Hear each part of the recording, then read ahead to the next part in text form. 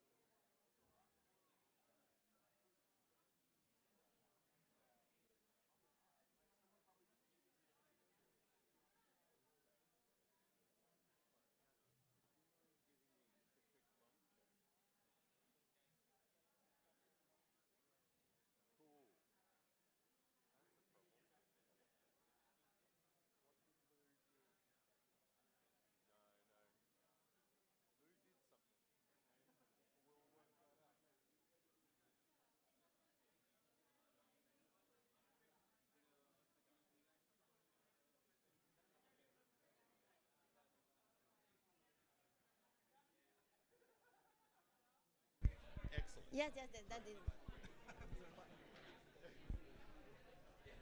10, 9, 8. 7, 6, 5, 4, 3, 2, 1. Is it working? No, I'm definitely not going to be able to do that. Uh,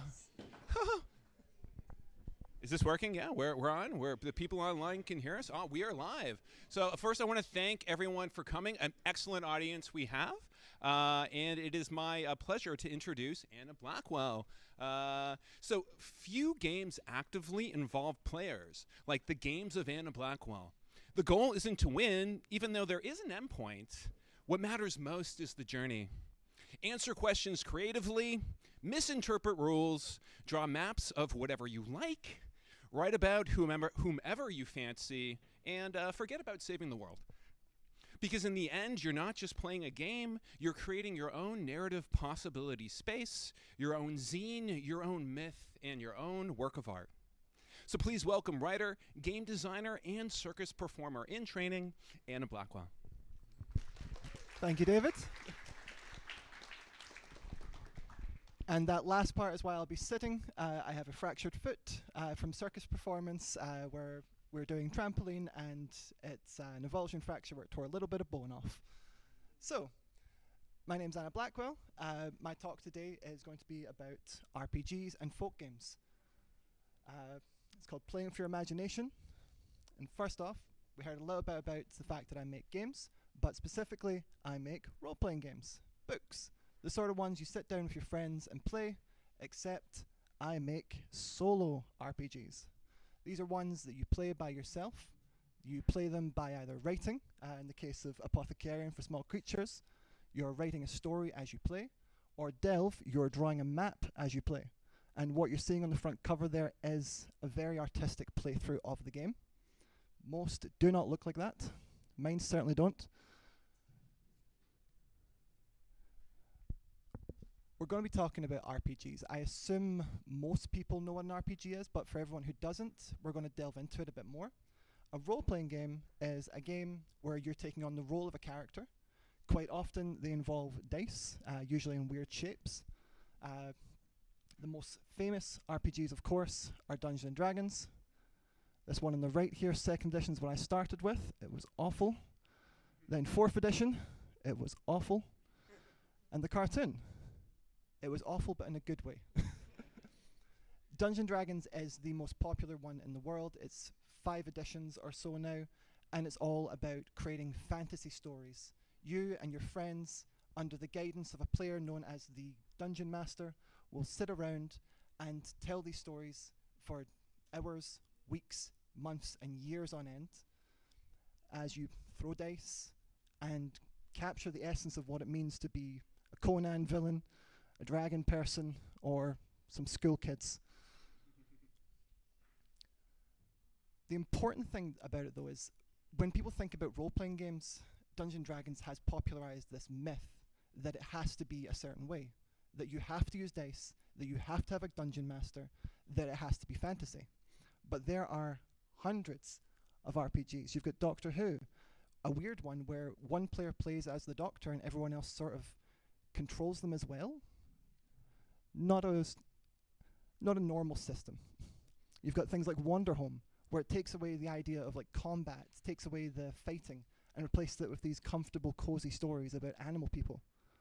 You've got Mayfield, which is a mouse ritter campaign, playing as mice. That goes back to the combat, but does an interesting thing with inventory, which I would love to copy.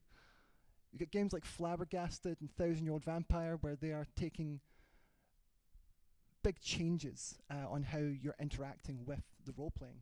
In this case, Flabbergasted, you are playing as like 1920s flappers, you're playing as like kind of interesting people at turn of the century, and going on more kind of dramatic hijinks. 1000-Year-Old Vampire is a solo RPG, where you are writing the journal of a vampire as they age and pass through the ages, and you end up forgetting the stuff that you have written, and you actually destroy your journal as you play. And there's hundreds. So many. And then Fiasco. If you've ever been in a game shop in the last 10 years, you've probably seen Fiasco on the shelves. Fiasco is very much about taking away this idea that you need to spend a long time preparing, that the GM needs to sit down and write a thesis on what their fantasy world is going to be, and instead just goes, hey, you're the getaway driver, we're doing a heist. Roll. So, go back. So yeah, when I was writing this talk, I was trying to think, what are the common features in RPG? And really, there are none. Like, even the idea that you play a character isn't always true. There are RPGs out there where you are just the narratorial voice. You are working together to come up with a world. You are coming together to play a place.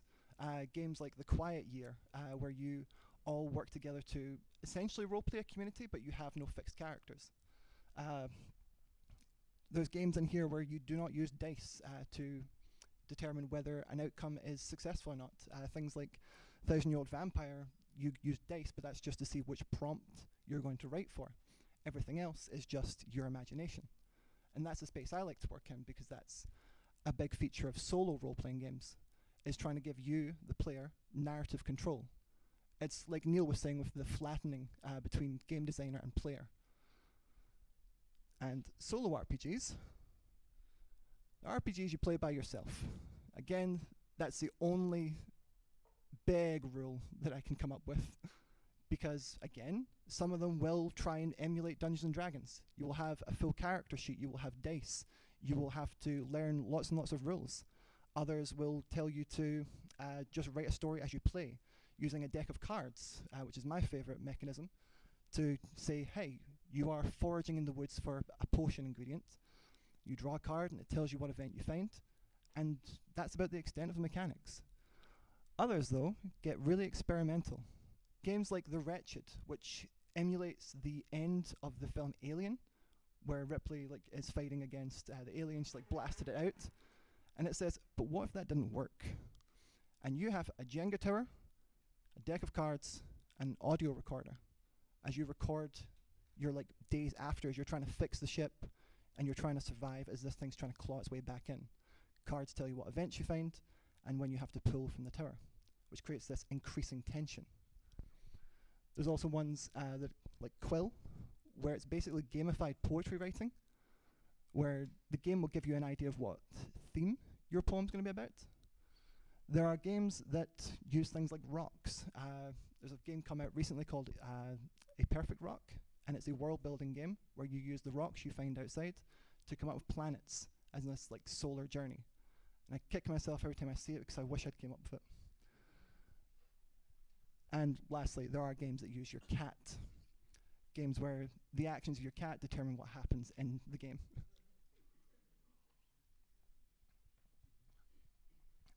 One big thing for role-playing game, solo RPGs, is the concept of journaling. Journaling confuses some people, because when you hear it, you think writing a journal, a diary, but really it just means writing in a narrative voice. It can be third person, omnipresent, it can be whatever. And yeah, a lot of solo RPGs have an emotional focus. So in group RPGs, you have a bunch of players and you're creating a story together. As you're bouncing ideas back and forward, emotions arise naturally. In solo RPGs, because people are being guided by the game designer, you have a lot more chance to say, hey, we're going to play a game that is going to take you into some interesting emotional space, like The Artifact, a game where you play as a magical object that passes down through the hands of various wielders throughout the ages. And every time the wielder dies, you stick on the little music tracks that it gives you, and you sit in silence and you think about what it's like to be abandoned. And that's very interesting, because role-playing games aren't just used for play, they're used in therapy. They have power. And some solo RPGs, ones made by me, for Small Creatures, Apothecaria, Delve, also things like The Last Tea Shop, where you are serving tea to the recently departed, a spin-off of Apothecaria plays little animals. Lineage, one of my favorites, where you make a fantasy bloodline for basically the royals in a setting. A lot of solo RPGs, I think, are aimed at game designers, especially game masters for traditional group RPGs, because you can play that and then go, hey guys, look. So yeah, these are just a small selection. There are 3,000 plus solo RPGs on itch.io. About 2,000 odd are journaling games. So, talked about RPGs, but what are folk games? Folk games, as Neil was showing us, are games that people have played and passed on through word of mouth. Games like Ninja and Mafia are ones that I've played frequently, but also things like TIG. Like, the rules to that change as it passes down from generation to geographical area. And yeah, again, the common aspect is they don't require special equipment, and it is dependent on skill or luck. I've got some fun videos of weird folk games.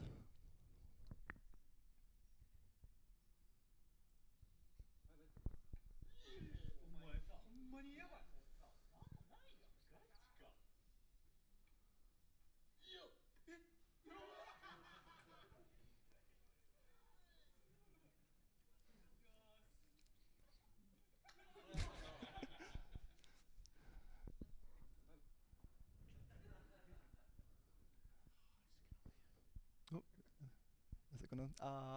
Nope. Oh well. So yeah, for folk games, it seems to be simplicity, immediately understandable.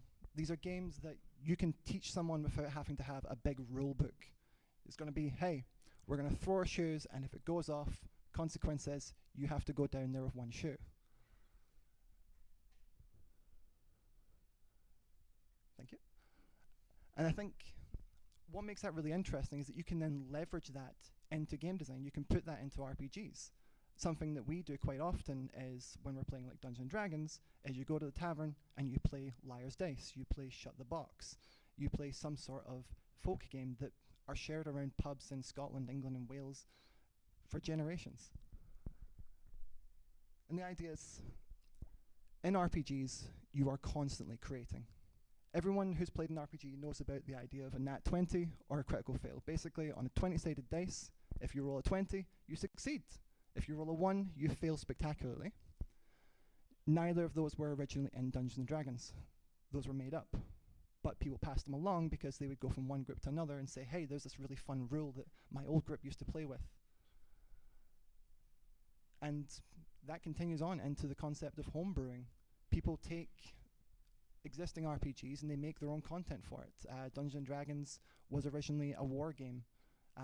Hundreds of armies and that kind of like Napoleonic war style. And then eventually they decided, hey, what if we just had like one character making our way through dungeons? And that evolved and evolved. And in the 80s and 70s, you had hundreds of just independent designers who would go make their little games, photocopy them at the library, and then hand them out, or potentially even sell them on old BBS boards. And that tradition continues today. itch.io and other websites like it allow people to go, hey, I really like, for example, Delve has an open license. So people can go, I like that, I'm going to make my own version of it, and I'm going to sell that. And yeah, that last part, I didn't know Neil was going to have us actually make a folk game, so now it's definitely true. You've not likely, you have all made a folk game now.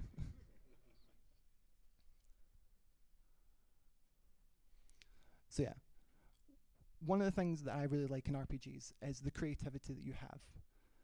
And I urge you, if nothing else in this talk, definitely take that concept of making weird folk games and putting them into your worlds. Role-playing games are about creating these alternate planes of existence. And quite often, they sort of drill down into, the monsters, the weapons, the magic, but not on the parts of life. And I would really love to see more games going, hey, here's some weird folk games that you can play as part of your RPG experience. Like, we had a campaign recently where we played a game called Firecracker. It's Snap, played with 2 decks, and you have to draw both cards at the same time and smack both hands down. Very simple, very fun. Quite often the players would go to places and be like, cool. Forget about the plot, we want to play Firecracker. And some of these are fantastic. These are all historic folk games that I found online. Colonial Mitten, I believe, was George Washington and his wife, where you put on big oven mitts and try and do finicky little tasks, and then keep them on for the rest of dinner. Bullet Pudding You get a mound of flour and you put a bullet standing up in it. Players take turns to scoop flour, and whoever drops the bullet, I believe, had to put it in their mouth. A very dangerous game. Same with Snapdragon, where you get a big pot, fill it with brandy and some raisins, set it on fire, and then try and grab the raisins out. I'm not suggesting you go do that, but there are some fun games out there. Dogs and Cats is actually one that I learned about 2 days ago and can't wait to play.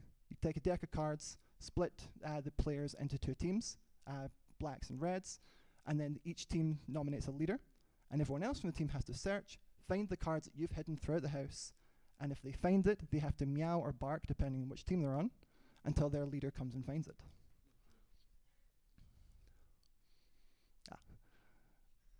So, yeah. RPGs are fun, but they're more than just a game. RPGs are also used in therapy, and they have a lot of positive benefits that can be found.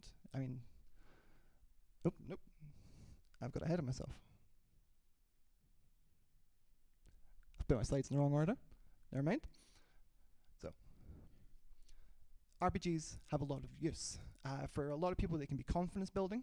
You come, you play a character, it's detached from yourself, so you're able to sit there and it's not you saying the thing, it's a character, and that allows people, provenly through various therapy studies, that they build this confidence from it. It helps people come together, it builds social connections, it allows people to explore difficult and inaccessible topics in a safe way. My favorite example of this is me and my partner. We played a campaign because she used to have a massive phobia of death. She would lie awake at night just thinking about the fact that she's going to die, that her loved ones are going to die. So we decided we'd play a campaign where she basically has to work for death in this sort of Buffy the Vampire Slayer style world, and find these people who were supposed to die and convince them that it is time to move on. And I think that's been about 8 years now, and she has not sat up at night crying about death. But it is a very dangerous thing to do, is something that I want to reiterate here. We started that when we were younger and a bit more naive, and definitely as I've been working in the solo RPG space, I would recommend tackling such difficult topics without training less and less. Unless you really know that person and know intuitively where their lines are going to be, it's very easy to go into an experience with the best intentions and end up making it worse. That's why we have professionals. But on the funner topics, RPGs are also fun, cathartic, allow creative expression. An educational tool is actually a really interesting one. Games like Carved in Stone by Stout Stoke Press explore like Pictish history. A lot of RPGs, RPG players, if you speak to them, will have a surprising depth of knowledge about like medieval history, like weapon forms, basically anything that makes their D&D character cooler. Oh. And then to go back to that one I wanted to go to. But role-playing doesn't just come from this idea that, you know, you're going to sit down in a group, play with dice, make up characters.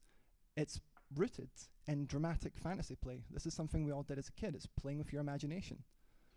We would, at a certain point, move from solitary play, where you are in your own little world, unable to really interact with other people because you're a child and you don't like sharing things, and then moving on to fantasy play.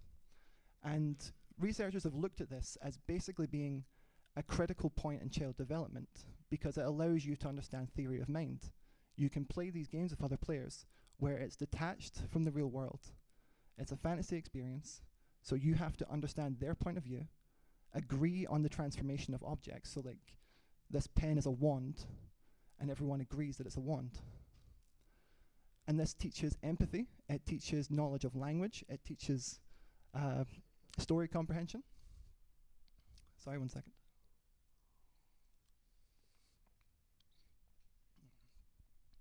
And that is, to me, the origin of role-playing games. As we get older, we want more rules, we want more structure. So we take fantasy play and we put more rules on it so that we can say, but this is how it works.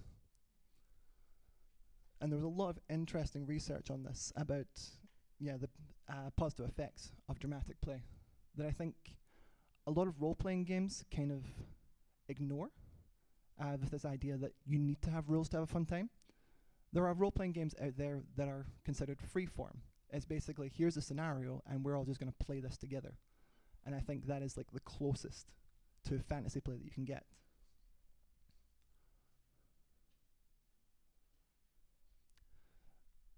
So yeah, 1 second, sorry, I need to have a quick look at my notes.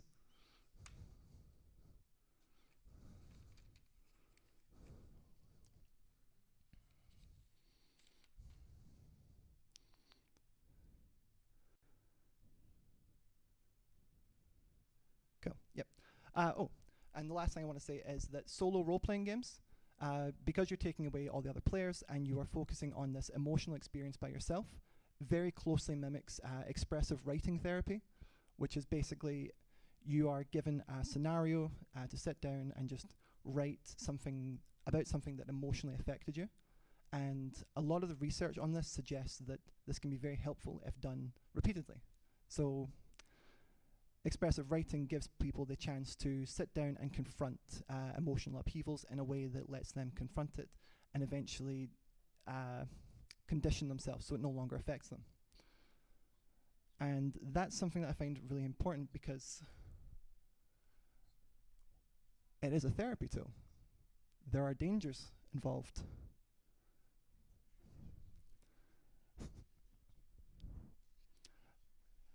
I'm not talking about the dangers back in the satanic panic. Role-playing games can be used as a therapy tool. They get people to go into these environments, take on the role of a character, and put themselves in intense emotional scenarios. And quite often, those emotions can come back at you in what is commonly called bleed. This idea that you sit down, you inhabit a character, and that character's parents die. And you're sat at the table feeling that as if it just happened to you. And a lot of RPGs traditionally didn't really consider this. You know, you're in a group, you're going to deal with it yourself. But once you start moving into solo RPGs, you've taken away that safety net of the group. So in a group RPG, your character's parents have just died, you're feeling it. If you cry, you have other humans there who will be able to go, oh no, here, let's debrief, come back up, move away from that experience. But in solo RPGs, quite often because designers have said, hey, we can be really emotional with this. Let's talk about abandonment. Let's make you feel that. Let's make you sit there for 5 minutes and feel like everyone you've ever known and loved has abandoned you. And that's it. There's nothing to pull you back out of it. So I, as a solo RPG designer, get quite worried by this because the industry at large talks about safety tools. Usually in the context of group RPGs, we've got things like veils and lines, basically saying beforehand, we don't want to talk about this stuff. And it's like Neil's red line in the folk game thing, just putting blanket stops on, you know, topics you don't want to go into. But in solo RPGs, the safety tool tends to be, oh, if you're upset, stop playing. And yeah, that kind of works, but oftentimes we're our own worst enemies. We go into a thing and it says, hey, you're going to deal with these intense emotional experiences. Are you ready for this? And most of us are conditioned to go, yeah, of course I am. I'm big, I'm tough, I'm an adult. And you go in and it's only once it's hit you that you go, oh wait, no, I wasn't. And the game tells you stop playing. At that point, you've got no closure. You've got nothing to debrief you. You've got nothing to come out of that experience with. And this is similar to expressive writing therapy, where if you have an emotional upheaval, say a death, and you've not dealt with it, you don't have the coping mechanism, expressive writing therapy can help, or you can end up just ruminating on it, writing about the same topic over and over again. And I feel and worry that a lot of people go into solo RPGs that have these big emotional games seeking something that lets them ruminate and lets them almost self-harm in a sense. Because a lot of people in the RPG community are depressed. They have anxiety. We're creatives and it makes sense that this appeals to us. But these games are basically just giving people a way to sit down and, if they're lucky, deal with it. They can, I think the term was extinct the feeling. But what really can happen in a lot of cases is you sit down because you're feeling depressed, you're feeling lonely, you play a game about feeling depressed and lonely just so you can feel it more. And that's not to say that these topics are bad. Like, I think when I was writing this, my big fear was, like, I'm a solo RPG designer. I'm sitting here saying, like, emotional games are really emotional. Play my games instead. But I think the industry as a whole, like designers, we need to look at safety tools that are getting promoted for group RPGs and think what we can do for solo RPGs. Like, I like the idea of a debriefing, something that you do at the end of the session where you say, hey, that was a really intense experience, but now you're you again, and let's step out, consider what just happened, what was positive, what was negative. If needed, let's do some rewriting, now that you're kind of feeling a bit different. And some games do have this in place already, like The Wretched, a game where you are playing a doomed survivor on an alien ship. The whole point in that game is you are eventually going to die hopelessly. And it has a debrief. And I was really excited by that. I went and looked at it. And I think the debrief makes it worse because it ends by telling you that you're insignificant and there was no hope to begin with. And it's like, oh, you've committed to the theme, but I don't think that's a good thing. And obviously, like, I'm talking about solo RPGs here. If you go on Reddit, you'll see RPG horror stories, which shows the mountain of problems you can have when you introduce other people to the experience, because you're coming in, you're sharing the story, you're sharing your creativity, and yeah, sometimes you're going to share it with weird people. I don't know if I want to talk about any RPG horror story things, but let's just say that it goes like across a lot of veils and lines. Yeah. I fired through this a lot quicker than I thought I would.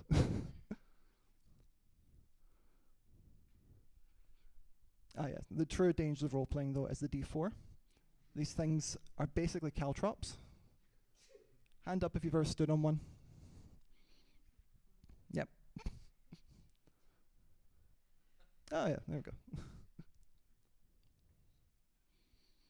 Yeah. So one of the things I want to encourage designers to do, and even yourself if you want to play solo RPGs, is to look at some of the research surrounding things like expressive writing therapy, and look at how RPGs are used as a psychology tool. There's a counseling service called Monomyth Counseling, which is an RPG therapy company, where they use RPGs to try and help their clients with things like low confidence, dealing with like emotional upheaval in their lives, like parents getting divorced.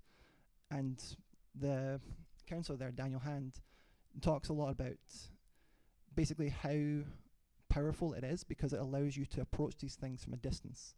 It means if you have a client who is feeling a certain way but not ready to identify with it, they can make a character, and more than likely that feeling is going to appear in that character, and as a therapist you're able to notice and say, hey, where's that coming from? Let's talk about that. And I think that's an amazing power that these games can have. And I think in friend groups, it's definitely something you can notice. Like when you're playing with your friends and suddenly their character's getting really angry about something, you can sometimes look at that and go, hey, wait a minute, something's not right with you. And you can schedule a moment to sit down and talk. But solo RPGs. So yeah, there's a lot of advice online. People like researcher Pennybaker says that expressive writing immediately after emotional upheaval is not recommended. And likewise, it's best to let sleeping dogs lie if it's something that's been like affecting them in the years past, but they haven't been thinking about it.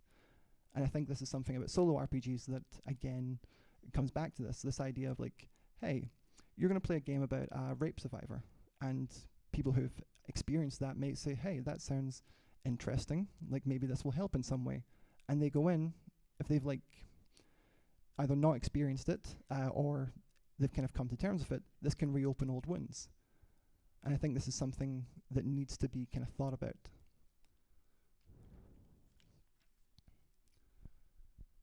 Yeah.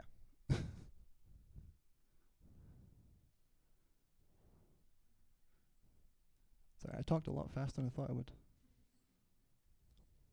Yeah. Oh, and the last part of that really, so I don't just keep repeating myself, is just to remember that people can be their own worst enemies. Telling them to just stop playing isn't a panacea. Like, so many games will fall back on that because it lets the designer wash their hands of any responsibility. I'm guilty of it. I'm trying not to be in my newer games.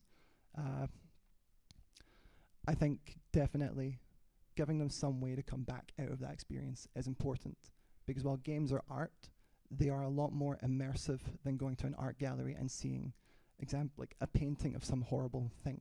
You can identify with it, but you're not in it and feeling it on such a psychological level, in my opinion. But to end on a positive note, and we'll take a bunch of questions to pad out the time. RPGs are awesome, solo RPGs are awesome, folk games are awesome, and you're all awesome for coming.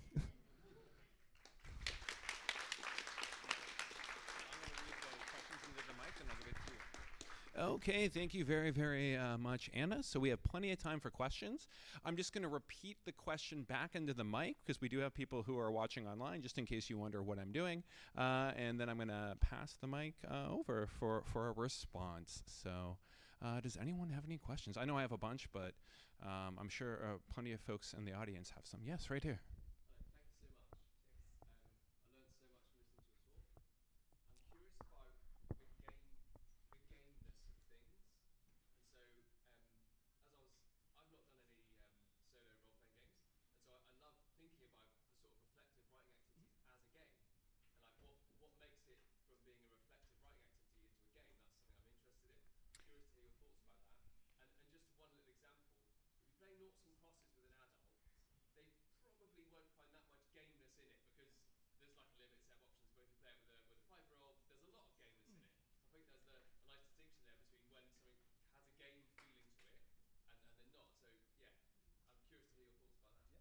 So yeah, we have a question on what turns a reflexive writing activity into a game.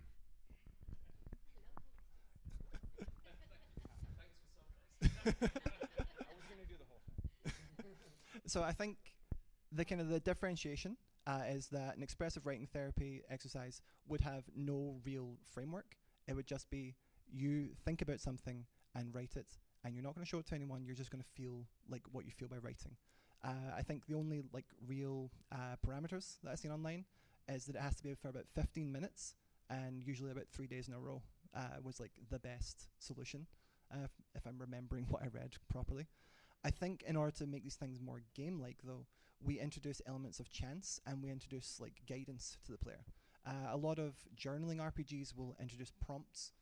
So these are things that you roll a dice for, you draw a card for, or if your cat jumps up on the couch, do X. And these prompts help guide you in what you're going to do. If it's journaling, what sort of question you're being asked to write about. Yeah, does that answer it? Thank you. Great. Do we have any other questions? Oh, we have a question right here. Yeah.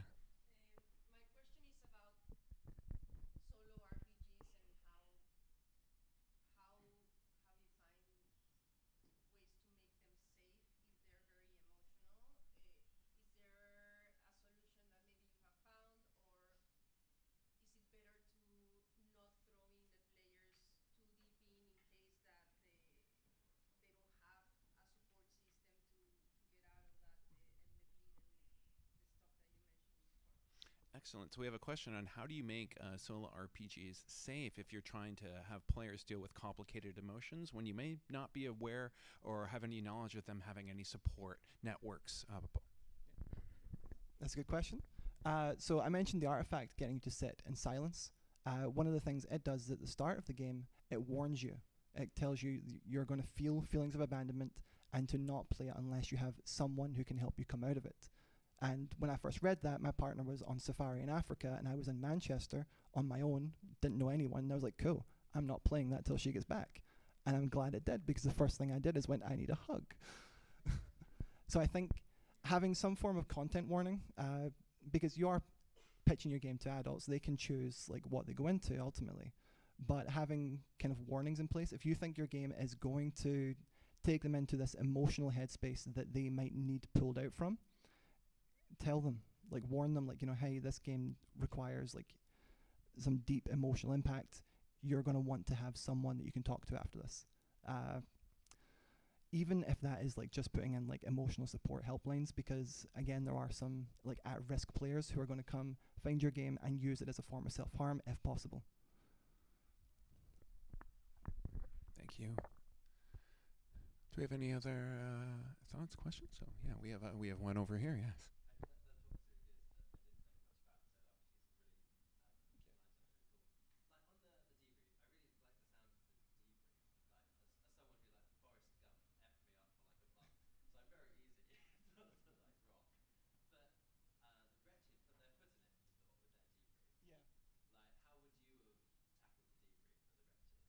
So we have a question. How would you tackle the debrief for the wretched? So, and I do feel slightly awkward using the wretched as an example like this. And no, it's my fault for bringing it up because I do know the designer. I worked with him, and like I come here and I do these talks, and I'm like, so the wretched. No, I do think it's a great game. I do think that when you're doing the debrief, it might be a good idea to like completely get rid of your theme. So the wretched is a game about being hopeless. It's about, you know, there's one card in the entire deck that can save you, so very unlikely you're going to survive, and you need to get it at a certain point. So I think it's like 1 in 100 games will actually survive this. And they keep the theme going throughout the debrief. I think if you just break the theme off and use the debrief to be like, you know, hey, that was the game.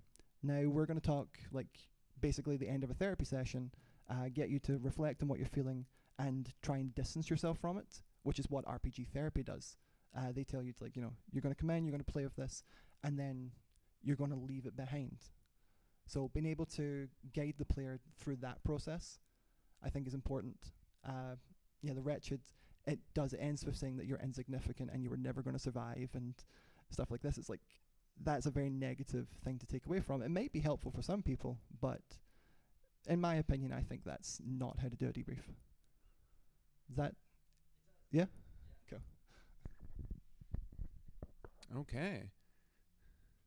So, we've got a hand right here.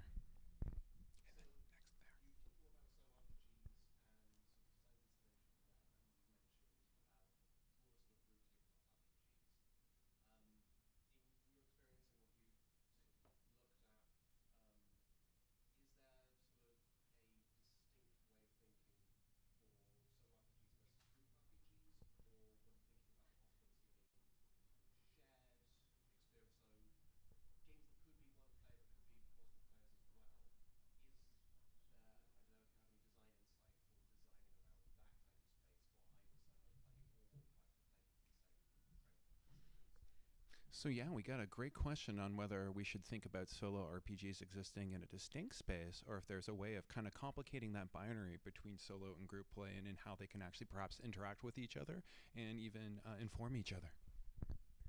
Yeah, that's a good question. So my latest game for small creatures such as we is specifically solo and co-op. So that was something I had to tackle. In the role-playing game sphere, like broadly, you get solo, duet, GM-less. So that's games where every player at the table, usually like 3 to like 6 players, will all have like the same control, and then traditional like GM play. And you can mix and match any of those together. Personally, I find solo and GM-less stuff work really well together because there is no GM in solo stuff. So introducing another player or another 4 players just means you use the same mechanics and you decide how you split up that like action economy. So like 1,000-Year-Old Vampire, for example, you roll 2 dice and you move down a list of prompts as your vampire passes through the ages. If you want to make that a GM-less, a group game, you could have multiple vampires. You could have everyone writing about the same character. Yeah, I'm trying to think if there's any other way you could do it. Everybody writing about every character, playing NPCs. And I think as the designer, the best thing you can do is sort of give players the freedom to break the rules, which is something that I do in a lot of my RPGs, and a lot of players come into our Discord really confused. But I think solo RPGs and RPGs in general, it should encourage that, because at the end of the day, once you hand that book off to the players, it's their game to do whatever they want with. Thank you. No, I think it's fascinating. I don't think there's any game master out there who also hasn't possibly designed a game or planned a game that people didn't show up to. So I mean, I think that that aspect of it, the idea of then transitioning into solo and that kind of relationship's really interesting and fascinating. So we had another question right here. Yeah.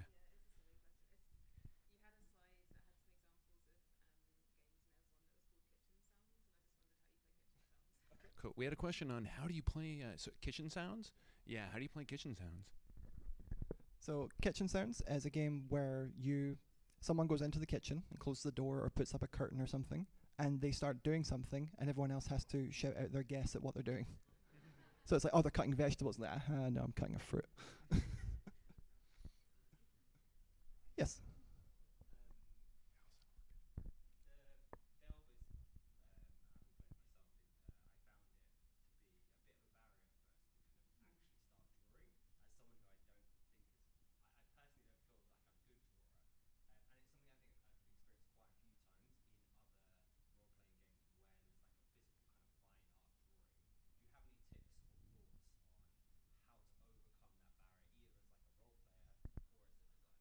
Yeah, great question on how tips or thoughts to help players overcome barriers or maybe a lack of anxiety about being creative, right? Whether that's drawing or writing, if they don't feel like they're artists, how do you help them overcome that as a designer?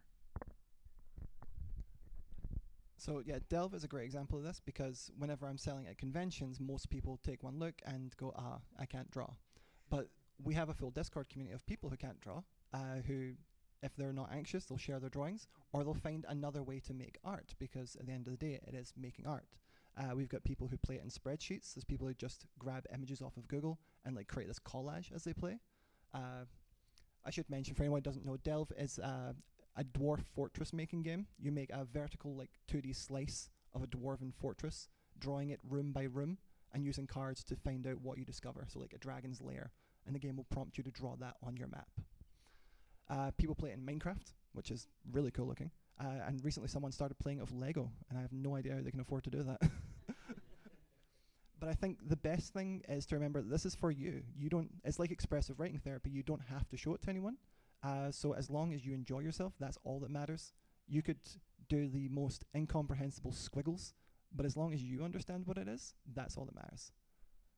I think that even goes for making games. Like, there was a big push a couple years back for lyric games, which are just basically gamified poems and like bits of art. My favorite one is like a one-word RPG about worms, and the only word is just squirm. It's like immediately, yeah, so I'm going to roleplay a worm. I'm going to get on the floor. I'm going to squirm around. Didn't need to be longer than that. It's not a game, but it is. Oh, lyric, like music lyric. Yeah, sorry.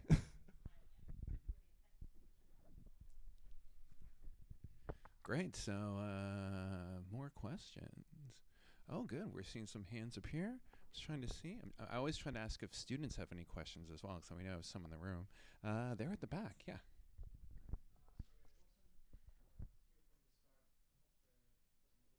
It's okay. We break rules here.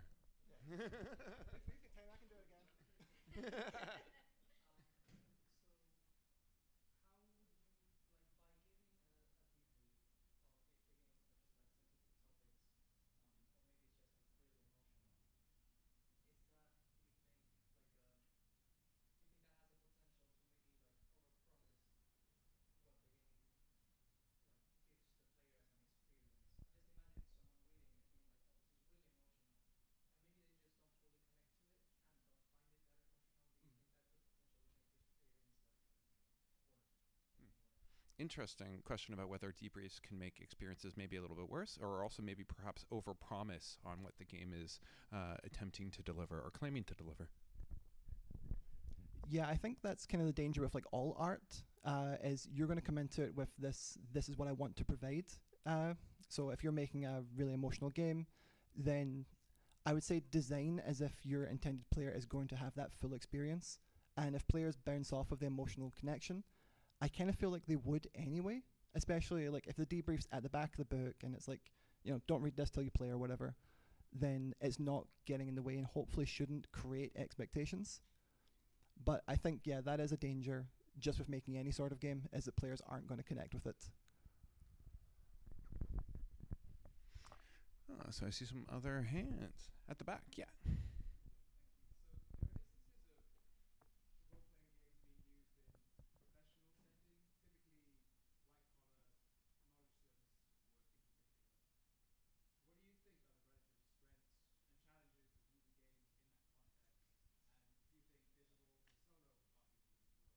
So we got a question on the strengths and weaknesses of using role-playing games in white-collar work settings, and whether solo RPG games can also be useful within those settings. I'm really sorry, but I'm going to have to ask the definition of white collar knowledge work.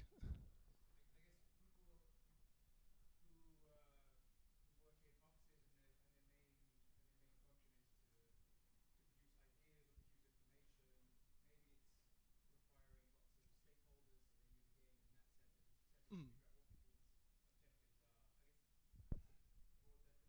Yeah, no, yeah, that makes sense. Yeah, so this sort of idea already exists in the culture of like wargaming, which doesn't just mean like Warhammer and Warhammer 40k. Like people use this to simulate like uh, economic issues in other countries. They use it to basically simulate real world things. And I think from, if I remember right, companies do use this to basically be like, this is how you're all going to work together and you're going to war game it out. I do think role-playing games can work in these scenarios. Recently, like as I mentioned at the start, I'm a circus performer, and the person that owns our circus contacted me about making a role-playing game that teaches the circus syllabus. Unfortunately, that conversation kind of dried up, despite me constantly being like, "Cool, yeah, pay me, pay me, pay me." I do think that role-playing games and solo RPGs, because it was specifically a solo RPG we were going to talk about, can be used to teach people their job, other people's jobs, and how they interact with each other. So yeah, I do think there's a place for it. Solo RPG wise, I think you can really teach people and give them a sort of almost like coursework where they can follow along using this solo RPG to generate prompts and understand like where they're trying to go with something. For like the circus one, we were kind of have this idea of like you're trying to build this fantasy circus, and in order to like recruit certain NPCs or like defeat challenges, you had to come in and train certain tricks. And yeah, I thought it would work. I thought it'd be cool. Didn't pay me. I would love to play a circus building game. Other questions there? Yeah.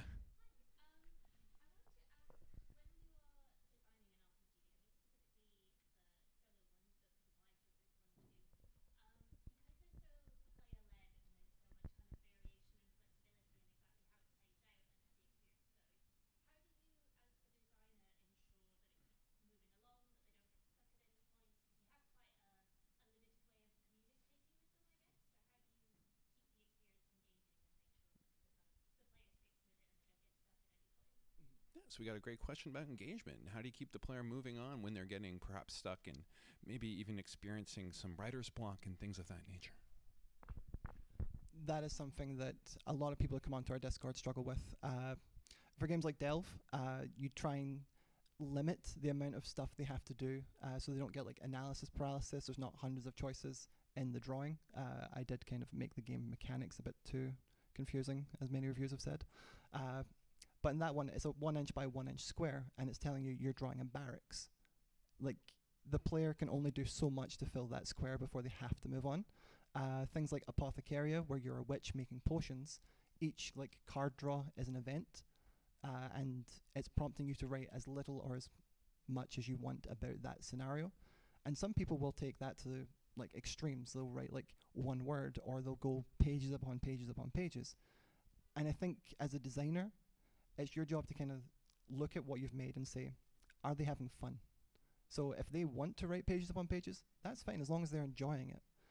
When it comes to kind of dealing with writer's block, I think just presenting something that gives people ideas can be enough. Like people who have writer's block, like myself, I struggled with it for nearly a decade. They want to write. And if you present them basically breadcrumbs, where it's like, write just a little bit, and then eventually they will come out of their shell more and more, is what I found. Thank you. Right, I saw a few other hands. I think someone over here has been waiting patiently. Yeah.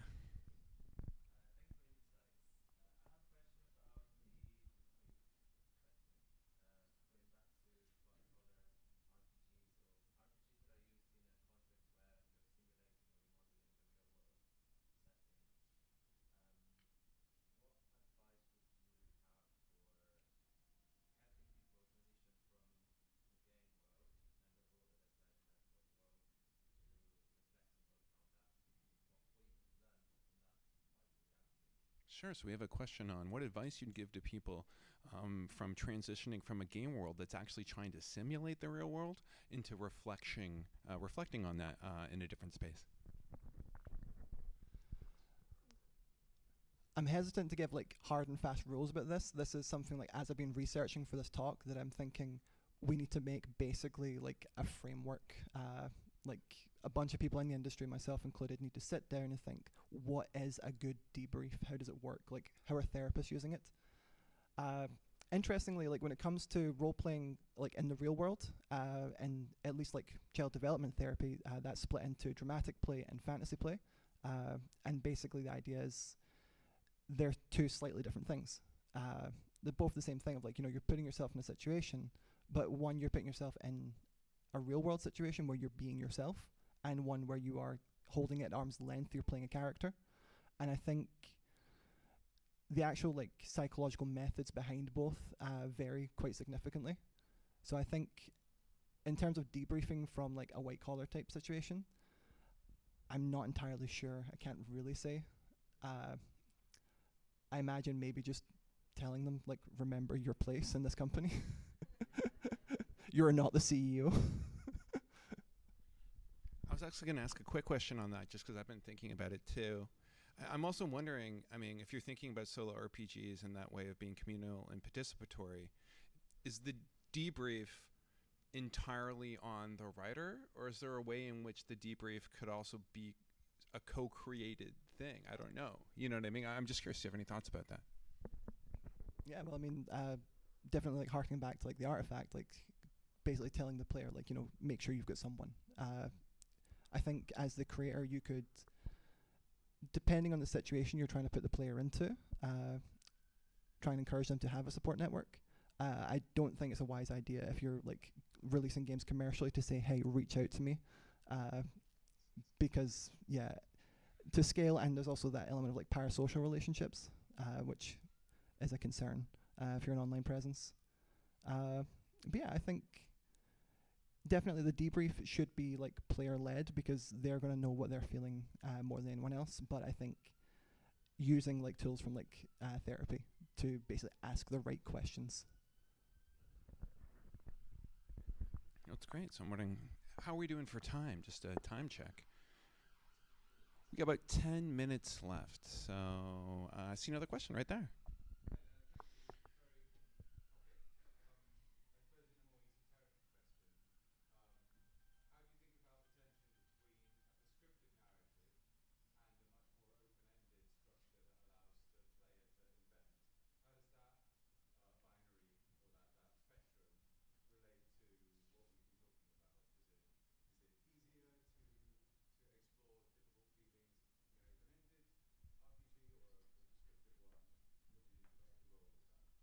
So we had an interesting question on the relationship between the scripted narrative and the open-ended area, and whether it's easier to allow players to explore difficult emotions in an open-ended approach as opposed to a scripted one, or vice versa.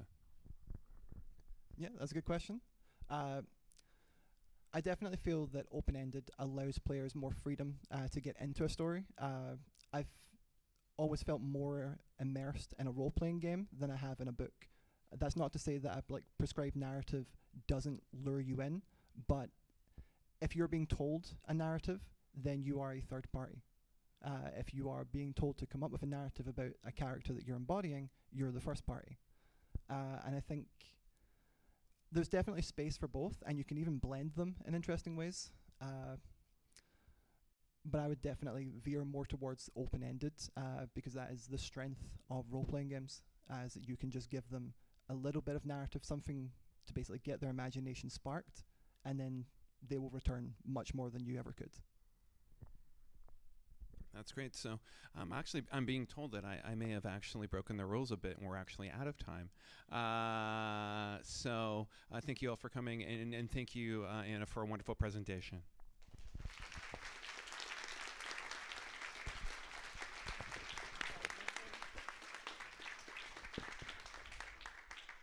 So again, and not in Spanish, we have 20 minutes for playing and drinking some coffee, tea, and then it's the turn for Pedro Mota.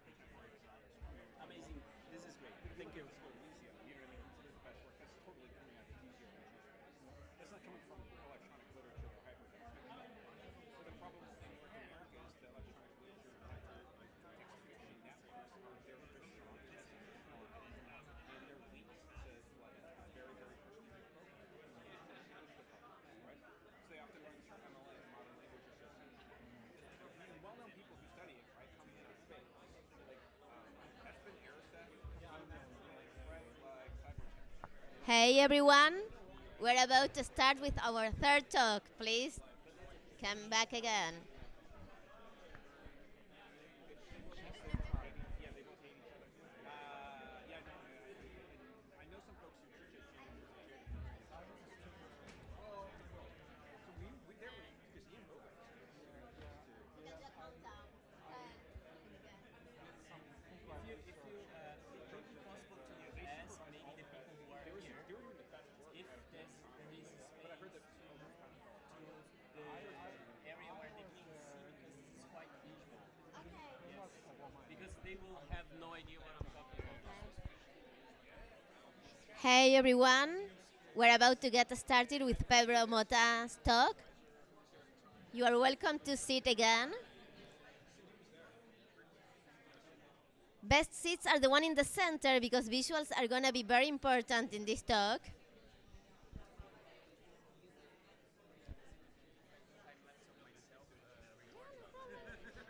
Just everything was sure. Okay. Okay, ready? 5, 4, 3, 2, 1. Daniel, we're good to go. Thank you. So hey guys, welcome you back. I think I'm gonna wait. Should I do another countdown or should I just start? No, just start. Okay. So it's a great pleasure to introduce our next speaker, especially since we are coming from the same institution, and that is the Cologne Game Lab of the University of Applied Sciences in Cologne. So Pedro, I've written it down, so don't make a mistake. So Pedro Mota is a lecturer, filmmaker, and narrative designer with a truly interdisciplinary background in film, media, and game studies. Originally from Brazil, he is currently conducting his PhD research between the University of Sao Paulo and the Cologne Game Lab, exploring the fascinating intersection of game design, narrative, and semiotics. Today, Pedro will take us on a journey into the world of folk games and into the Latin American philosophy of anthropophagy, a playful way of devouring and transforming cultural influences into something new and locally rooted. So, get ready to devour, remix, and play. Please welcome Pedro Mota.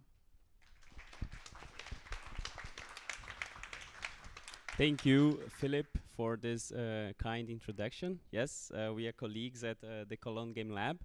I'm just setting up because I want to have a time lapse of myself to my mom because she's in Brazil now, and I hope that she can see also the achievements of her son. Yeah, yeah. My God.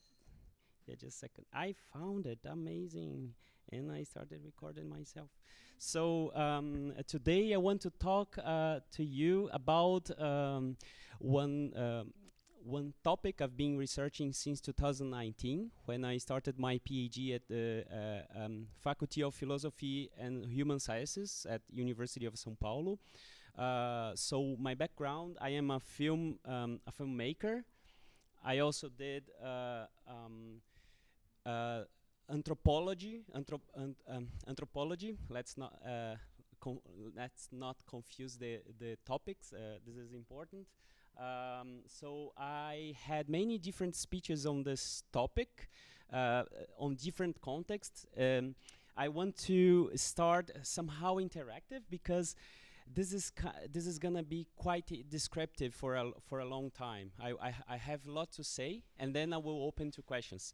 So I want to make some interaction to understand the audience I'm talking to. So how many of you consider yourself academics or people who likes academia and studying? Yeah. That's great. How many of you like games in general or okay, yes, I think hey, you did not raise your hand. What are you doing here? Yes. Just kidding. Everybody raised their hands. So I am talking today to you about this two sides title, anthropophagic play, folk games as cultural remix and remediation, or how to inspire folk games development through the Latin American philosophy of cultural cannibalism. So yes, I will read some stuff I prepared for you. So yes, I hope it doesn't get boring. Yes, this is not yet the time. So, folk games are dynamics act of cultural anthropophagy, a Latin American philosophy that critically devours and transforms external influences into something new and locally rooted. Inspired by the Oswald de Andrade concept of anthropophagy and Boulder and Grusing theory of remediation, this session explores how folk games remediate cultural elements, techniques, and narrative discourses from other cultures, incorporating and remixing them through collective play. By blending tradition with innovation, folk games become living, dynamic, and collective expressions of cultural synthesis. To inspire the development of folk games, we will showcase a selection of Brazilian indie games that embody anthropophagic play in their creation. And anthropophagic play is the main part of my speech. So, I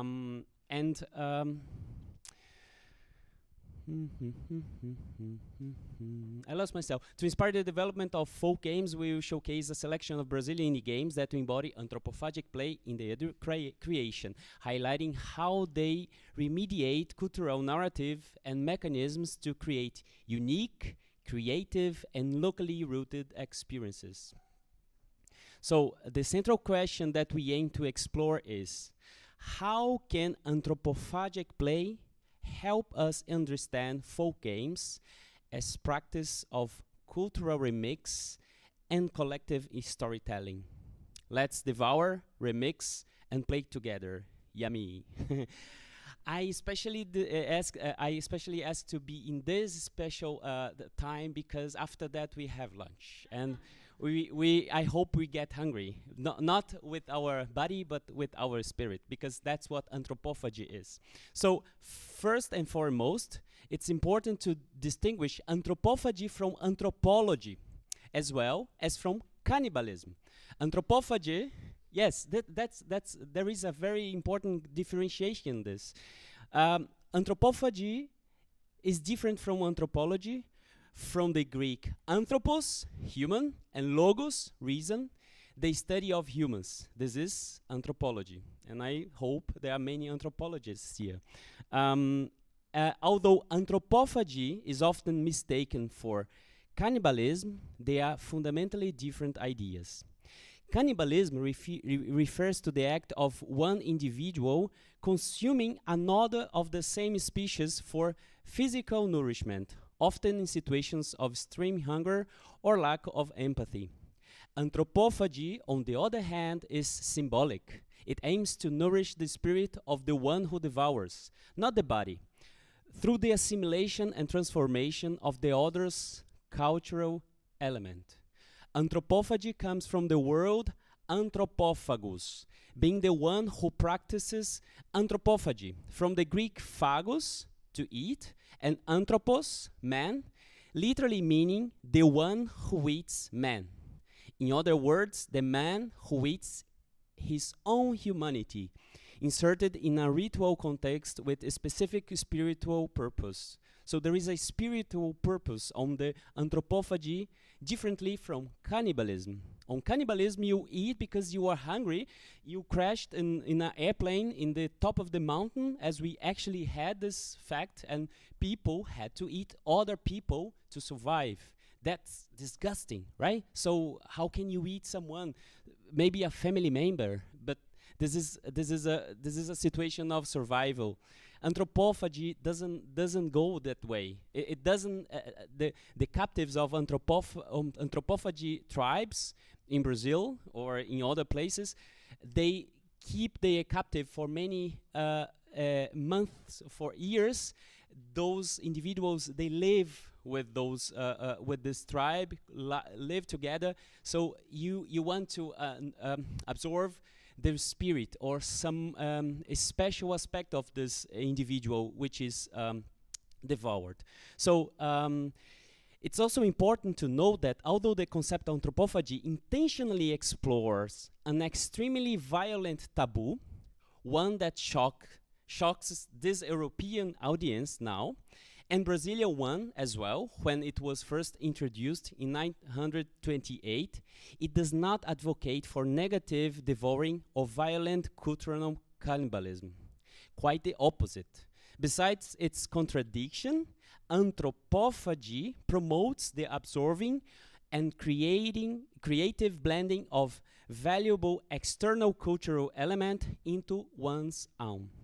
Academically also known as cultural cannibalism, however, there is no destructive or hostile consumption of the other. Rather, it's a positive, transformative act of cultural synthesis. Okay, anthropophagy is a concept that was developed by a specific Brazilian artist, writer, and philosopher.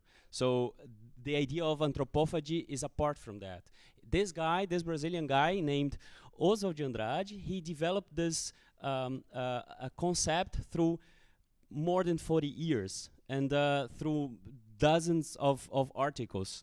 And the concept of anthropophagy, coined by Oswald de Andrade in the Anthropophagus Manifesto. We also had a manifesto here today, right? Many manifestos in one day, from 928, emerged from Brazilian modernism and in the São Paulo Modern Week of 922. Influenced by European modernism, de Andrade developed a uniquely Brazilian worldview, proposing that Brazil should not passively absorb foreign culture, but rather culturally cannibalize it, transforming it creatively and critically.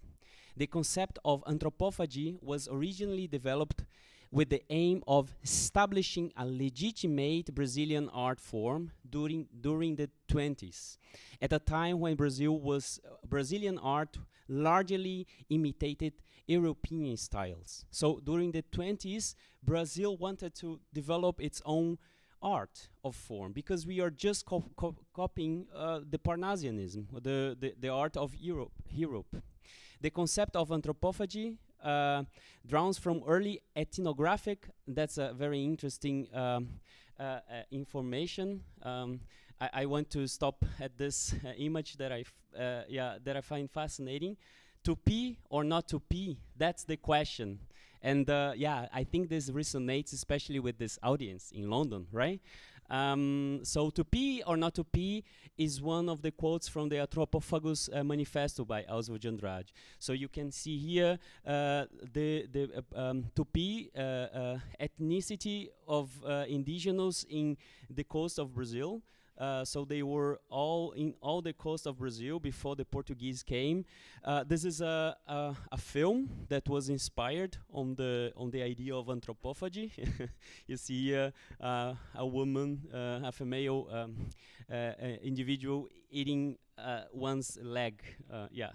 This is a film from one very important Brazilian filmmaker from 971. So the concept of anthropophagy, yes, I want to also address this. This is the cover of the Week of Modern Art exhibition by Di Cavalcanti. It's a very important painter from Brazil from 922, as you can see. This is the magazine, Anthropophagy magazine, that started in 928, that made many theorists and writers and philosophers to develop their own idea what this anthropophagy concept would be. So this is an interesting part. So you have here some drawings from Cândido Portinari, another Brazilian artist, from Hans Staden. There is also here a book from Monteiro Lobato, an important Brazilian writer from the folk tales of Brazil, The Adventures of Hans Staden.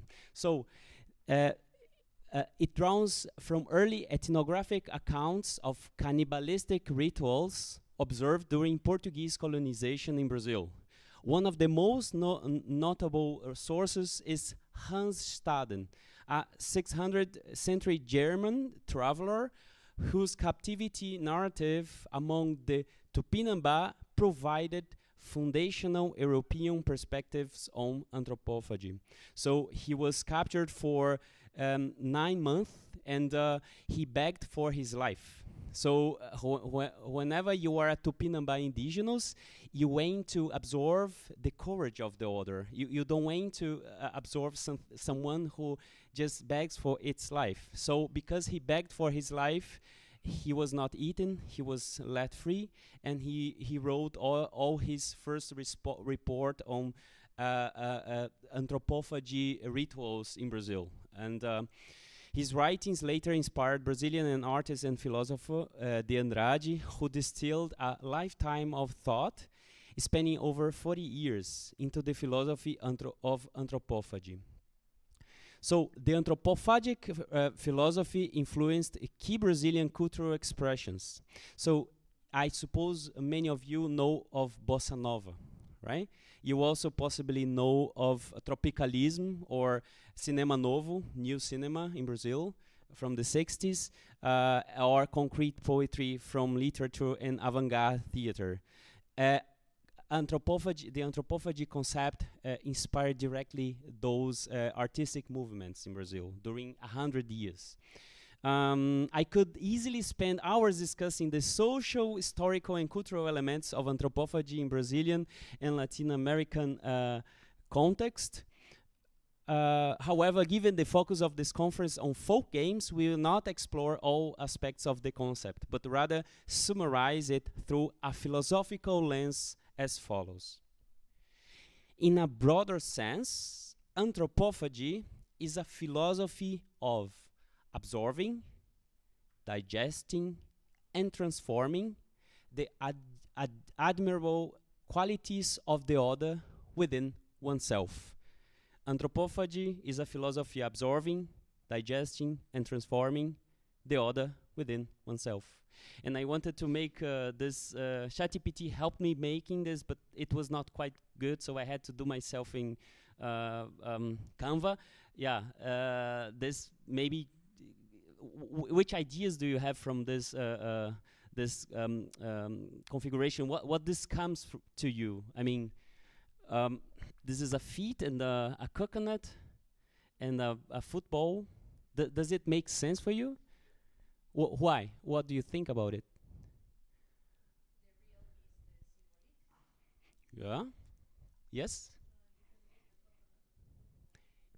Yes. Amazing. Yes, exactly. So, and I suppose the English people created the football, right?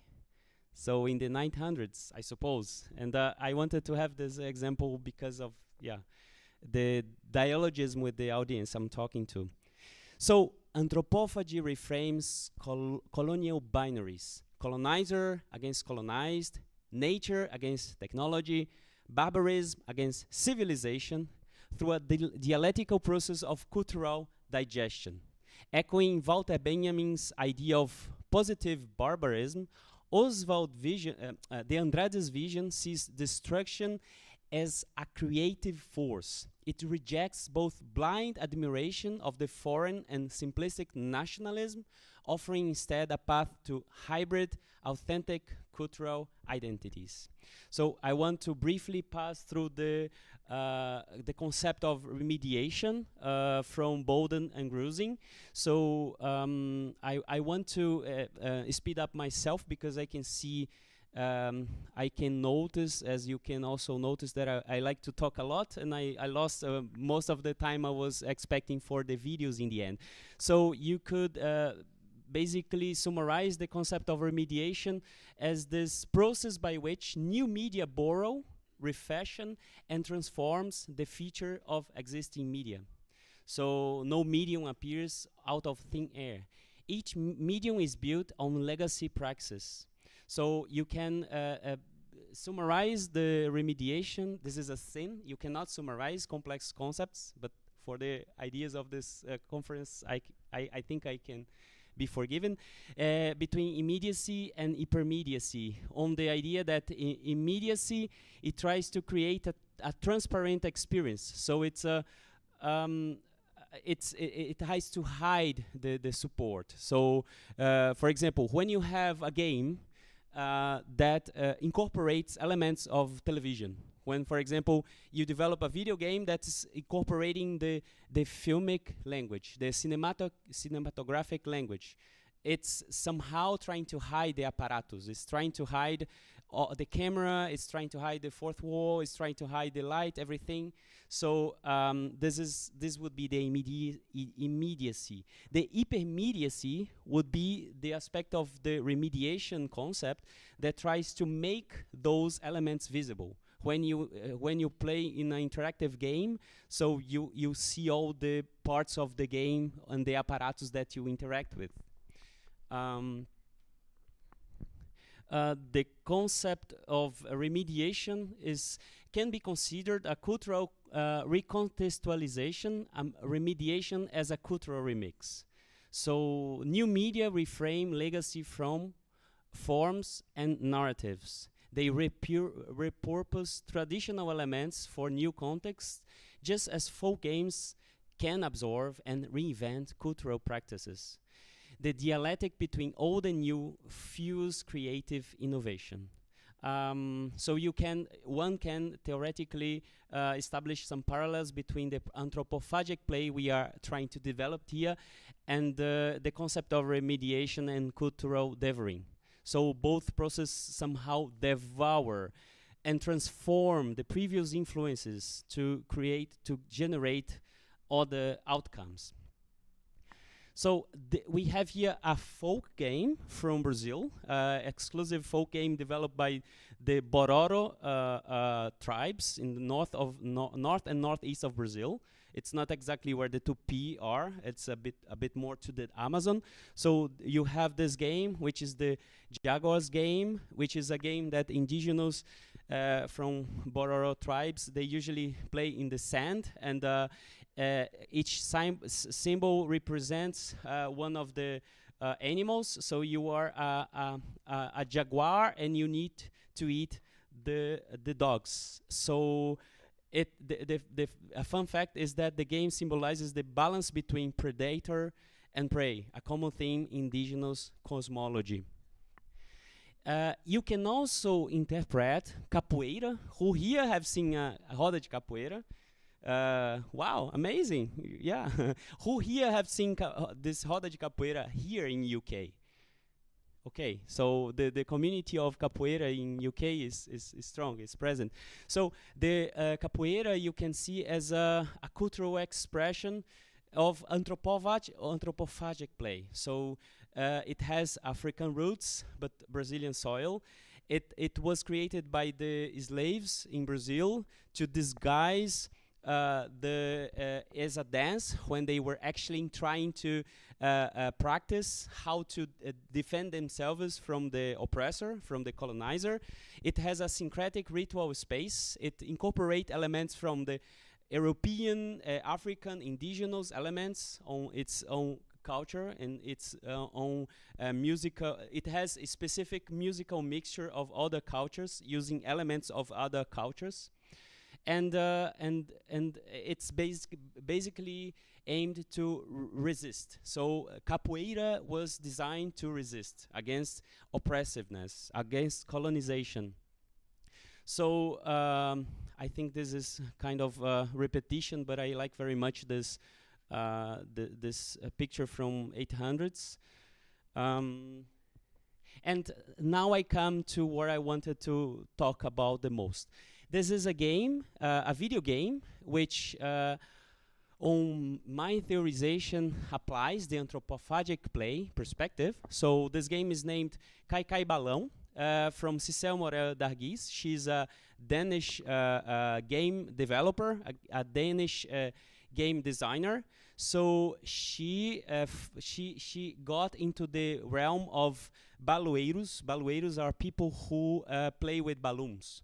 So in Brazil, Brazil and Latin America, especially Colombia, Mexico, also in Brazil and other places, I may not know. I'm not such an expert on the topic.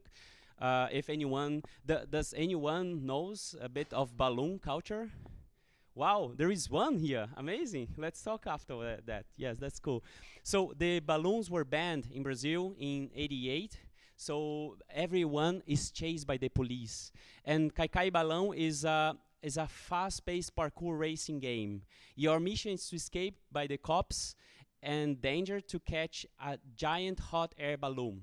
So you win respect as a reward when you become a top balloon hunter. And it's the best part of it. It's really made with the real balloon makers of Brazil. So I have here some videos to show. I will start with this one. I need to close here. We already prepared everything. I will do this and can you see if you want to come to see? So this is one of the balloon practices. It's an amazing art. It's an art of resistance.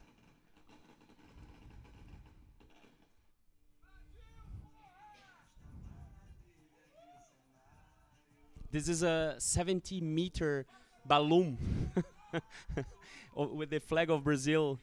It's incredible. And yeah, those balloons are in the Rio de Janeiro beaches, in Copacabana and Ipanema, and in Corcovado too. But not only in Brazil, this is in Colombia.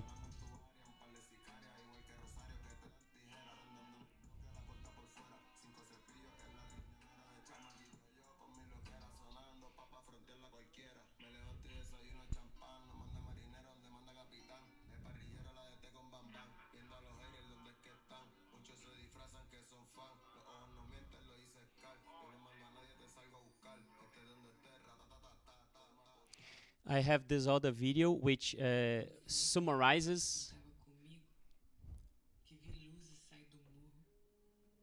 Sorry, can you see the subtitles? Can you read it? Is it clear for you? Okay. I could translate.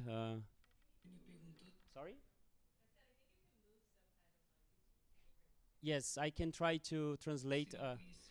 So she did not know the word of the balloon. Someone came to her and said, there is a secret society of the balloon people. This is a favela in Brazil. From this day on, she could not stop looking up. So she came up with this game.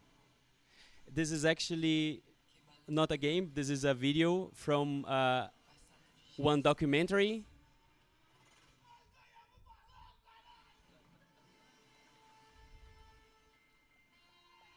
It seems fun, but it's really risky. It's really risky. You can put houses on fire.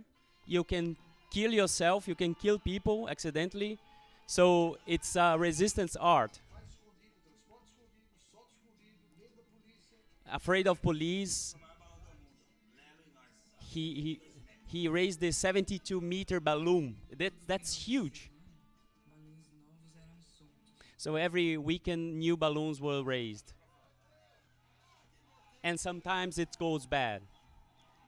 This is one of the risks of the balloon practice. So, Cicel Morel, which is my friend, she came up with this amazing game.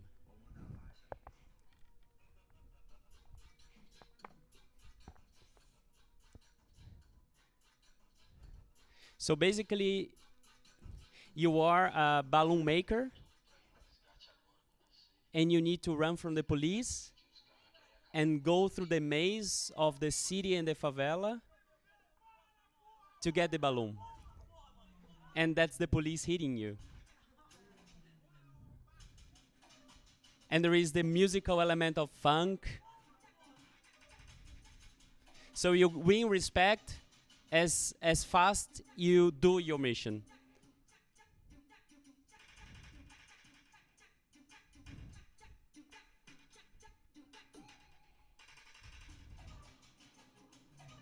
When you touch the wires, you lose life. For example, the electric wires. Just happened now.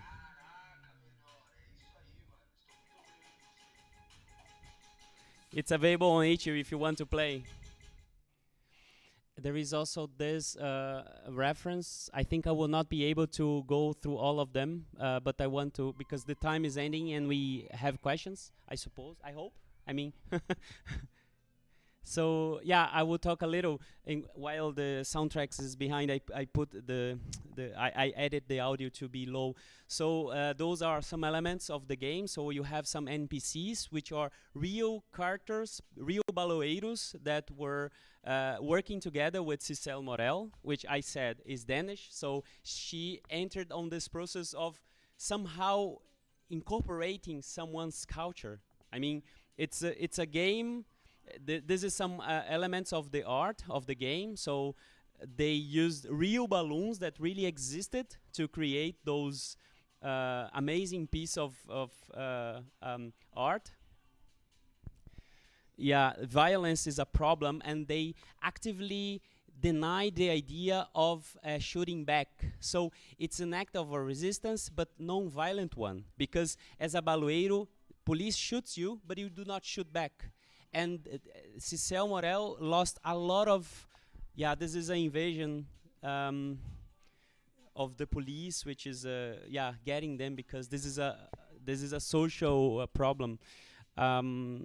So this is the level design based on the favela da Rocinha, the biggest favela in the world, I suppose. I don't know, maybe in Brazil for sure.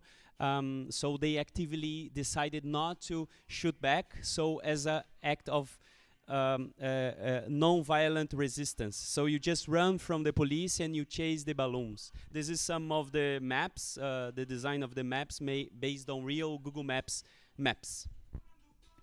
This is part of the game, and I want to show a last one.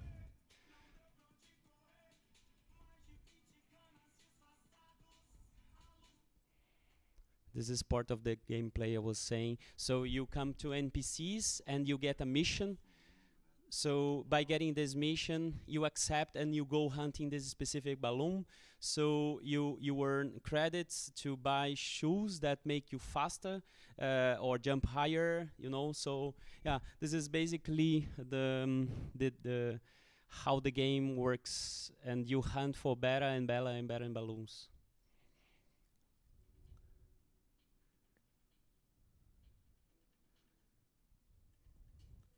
So those are some of the fragments of the balloon Kai Kai Balloon game.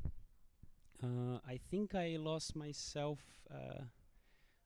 and I lost the presentation. I hope I did not close it. No, I did not. It's here. I'm back.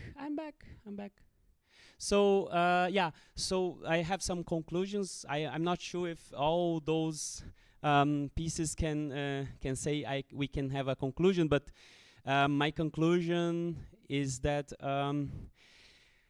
here we integrate both approaches, the cultural anthropophagy and remediation share, and remediation on the process of absorbing and transforming external elements. So for folk games, this can be a inspiration on the perspective of anthropophagic game. So it could create by just opposing new media and reconfiguring old forms to generate unprecedented experiences. The synthesis, this cultural remix that's simultaneously anthropophagic and remediating, defines the central idea of anthropophagic play I wanted to share with you, providing a new way to tell stories and create games that resonates with our legacy on our modern challenges. So in conclusion, I invite you to embrace this approach. May we together devour, remix, and play with other cultural traditions. This is a call for experimentation, for co-creation, and for the collective construction of new game paradigms. An invitation to transform our cultural heritage into innovative and inclusive playful experience. Let's devour, remix, and play together. And this is lunchtime. Yummy. Thank you. Yeah, that's...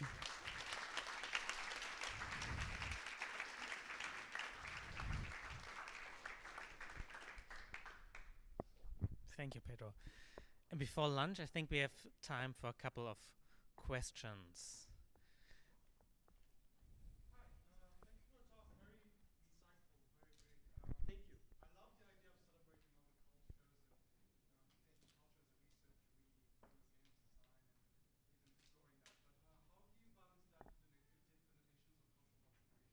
Yes, that's a Let- very, very Let good me question. just do the same as David, but in a less eloquent style and with a heavy German accent.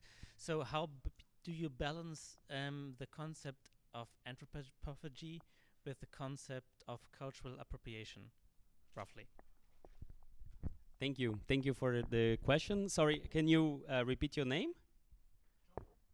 Geoffrey. Yes, yeah, I'm Pedro. So, Geoffrey, anthropophagy is not cultural appropriation. It's that's an interesting discussion in Brazil because okay, I will reformulate this with as a question. What is cultural appropriation for you? What happens when you culturally appropriate someone's culture? Yes. So part of your question is metalinguistic, understanding the cultural appropriation itself. So I suppose cultural appropriation would be someone cannibalizing others' culture on a negative sense, like making it robbing someone's culture. The perspective from the anthropophagy in Brazil and Latin America is something that is studied for hundreds of years, that Brazilians absorb other people's cultures, elements, and they create their own, but not on a, for example, capitalistic sense. I mean, what does neoliberal capitalism does today? Neoliberal capitalism does negative cannibalism. It appropriates culturally someone's, I don't know, Moana. Yeah, Moana is kind of cool. I mean, it's an animation from Disney that explores the culture of this tribe in the Asia. I'm just trying to figure out. Is Moana cultural appropriation? Do everyone know which film I'm talking about? And is Moana cultural appropriation from Disney? Can you say this is a cultural appropriation? This is capitalism using someone's culture to make profit, right? The anthropophagy that we study or we make in Brazil and Latin America, it doesn't advocate for exactly. So that's somehow, I don't know if I answered your question. We would need to go out after that and spend about 4 hours talking more and having many pints. Yeah, I would love that. But yeah, I think that's what I can say by now. Yeah.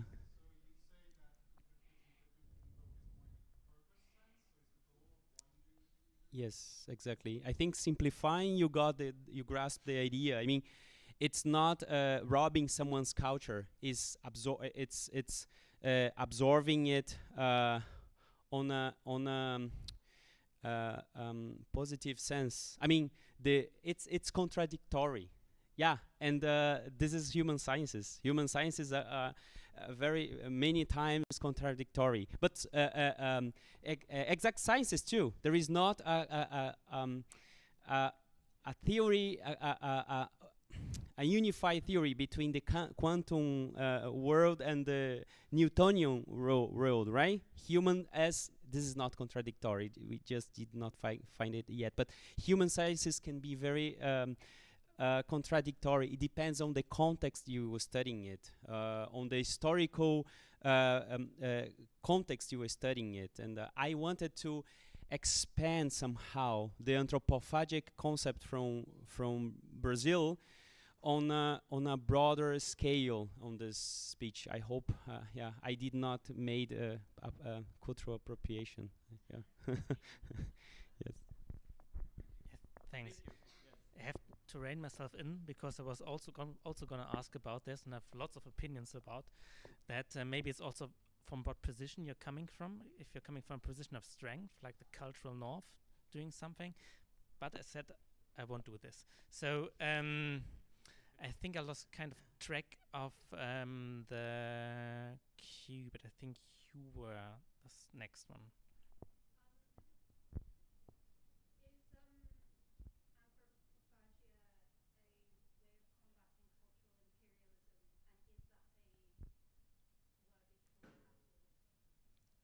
Is anthropophagy a way to? Is it for combating cultural imperialism? Is it a strategy? Or Or can you? can you? Can you combat that? Oh yeah. Okay, yeah, yes. I can try. I mean, I would say so. I would say that anthropophagia is a way of resistance. It's also a way of, um, um, it's a decolonial perspective. This is basically what every major theorist in Brazil advocates. It's contradictory based on the perspective you look at it, because this is, if you look at anthropophagia on the common sense idea, what's anthropophagia? Are people who kills other human beings and eat their flesh, right? But this is the fact itself. What anthropophagia concept does is taking this as an inspiration to develop the concept of the colonial concept. And I suppose the colonial ideas are intrinsically fighting imperialism. Imperialism? Yes. So yeah, I hope. Did I answer your question? Thanks.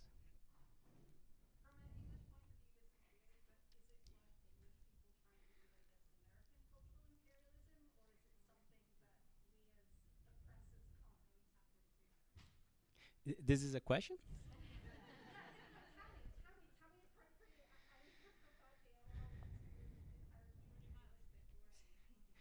I- no, yes, it's. Would you like to Yeah, just like the question is, and I think it's funny that I would ask that. Can we use it as British people to fight the American colonialism, the cultural colonialism? I have the perfect answer to this question. I did not study enough. I don't know. I don't know. I need to study much more to be able to. I would need to live here for 20 years and feel the grasp of what's being British and having something against U.S. Americans, because when you call American, it's not American. It's yeah, it's okay. It's okay. But yeah, because when you have good history professors and teachers in the school, you learn that America is a continent. It's not a country, you know. But yeah, yeah. Yes, I cannot answer this question. Sorry, I don't have the data. Thank you. So, who was next? Don't so. Okay, then I go to the audience behind you. Okay, two more. So, number one.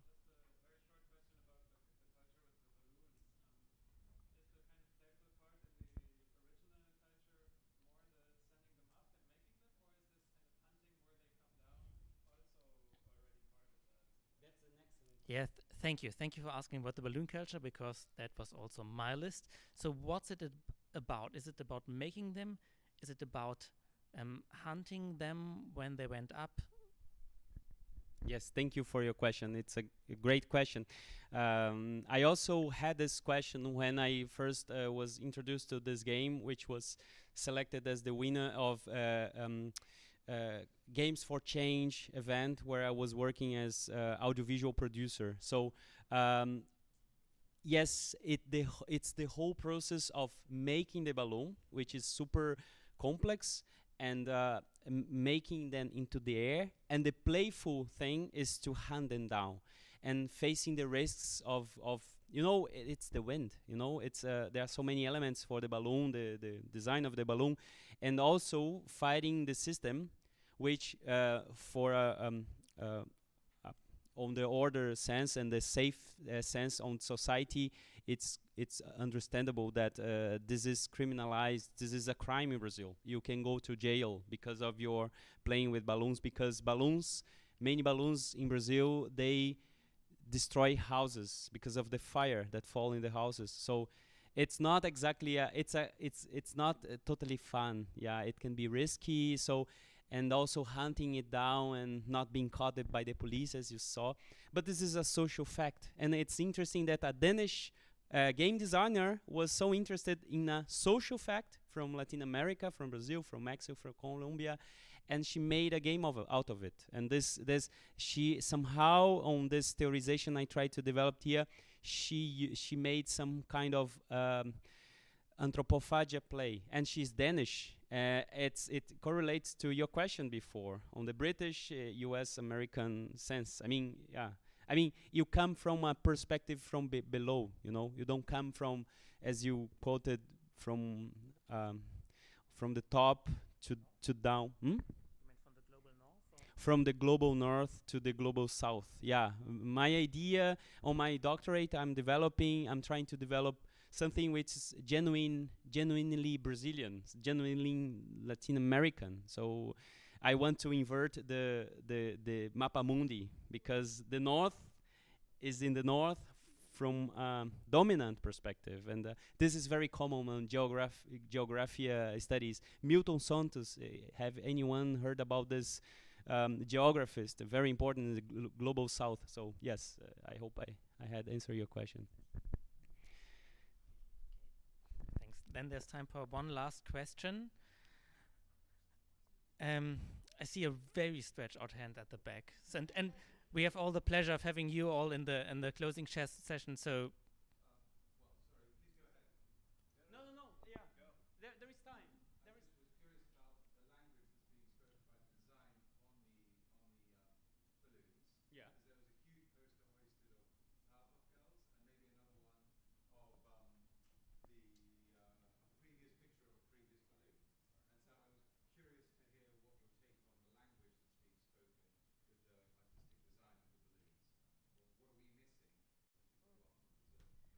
that language? Okay, it's a follow-up question to the design of the balloons. Which language is spoken there artistically, and of course, also directly. Did I get your question? I'm really bad at summarizing. What are we missing? Yeah, what are we missing as non-Brazilians? I have a counter question. Do you speak of language as the spoken language, or language as cinematographic language, game design language? Okay. From what I know, the process that Cicel made, she was working together and living with those balloon people, knowing their art, running the risks. So she was actually immersing herself on this process, and then all balloons that are played, they were real balloons before. So this is based on real balloons that existed, and it's ephemeral art. It goes away as soon as it's fall and get destroyed. So yeah, and they somehow eternalize this balloon on the game. Yeah. Did I answer your question? And this guy, please give me the chance to ask to hear his question. I think it's very important. We skipped 5 people. Okay, I'll ask really quick. All right, so thanks. So I'm just really curious in terms of this process. So why remediation? Why media theory? And in terms of mixing media theory with the types of theory that you're mixing it with, is it useful? Is it making you more critical of that theory? Is it how do you work out that emotions, and how is that intellectual process playing out for you in terms of your research process and putting these theories together? Yes, thank you so much. So I suppose your question. Yeah, can you? I think but David spoke into the mic. So on the perspective of the remediation, there is this perspective of reutilizing and remixing and absorbing the language from other cultures, other media into other medias. So I acknowledge that this part of the theoretical development is not yet so mature. I see many weaknesses on my speech. I basically did not speak much about not at all. Yes, I was focusing much more on anthropophobia, which is the thing I've been studying the most.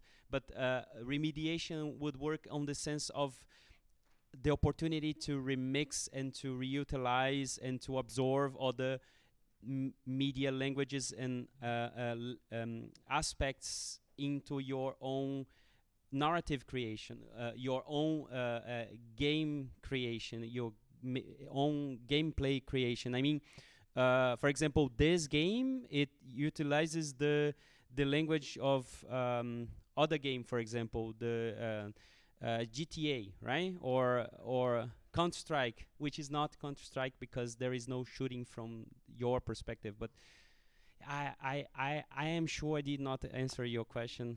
Yeah. Thank you. You are very kind. Thank you. Thank you so much. Okay, thank you very much.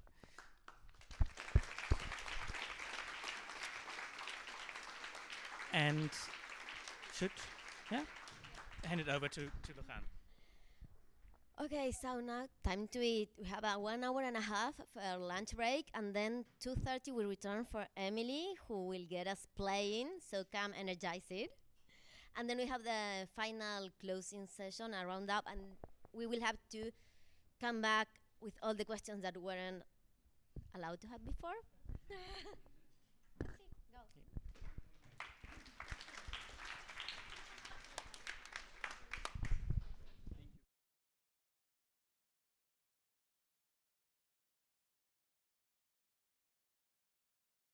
I have research